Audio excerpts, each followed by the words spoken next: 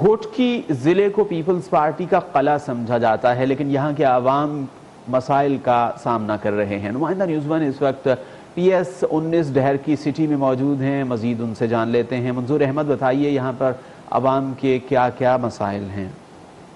بالکل، گھوٹکی ضلع کو پیپلز پارٹی کا قلعہ سمجھا جاتا ہے۔ سندھ میں مسلسل پیپلز پارٹی کی 15 سال حکومت اقتدار میں رہی ہے، مگر گھوٹکی ضلع کی عوام کے جو مسائل ہیں وہ جوں کے توں ہیں۔ میرے ساتھ ایک شہری بھی موجود ہے، مزید ان سے جانتے ہیں اس حوالے سے ان کا کیا کہنا ہے۔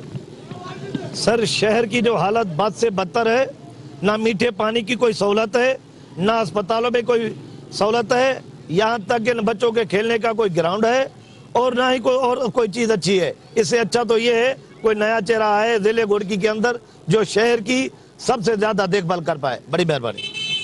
جی، ان کا کہنا ہے کہ ہمارے جو PS19 میں یہاں پر بچوں کے کھیلنے کے لیے جو کرکٹ گراؤنڈ ہے وہ بھی غیر فعال ہے، اور پبلک پارک جو بے نظیر بھٹو کے نام سے دیا گیا ہے وہ اب تک نہیں بن سکا۔ جب پیپلز پارٹی کی پہلی حکومت میں RO پلانٹ دیا گیا تھا وہ اب تک جو ہے نہیں بن پایا، اور شہر کے محلے گلیوں میں جو ہے ابھی تک جو ہے کوئی ترقیاتی کام نہیں ہوئے، اور آنے والی جو حکومت ہے اس میں کوئی نیا چہرہ آئے تاکہ PS19 کی عوام کا جو ہے مقدر چینج ہو سکے۔ جی بہت شکریہ، آپ نے تفصیلات سے آگاہ کیا۔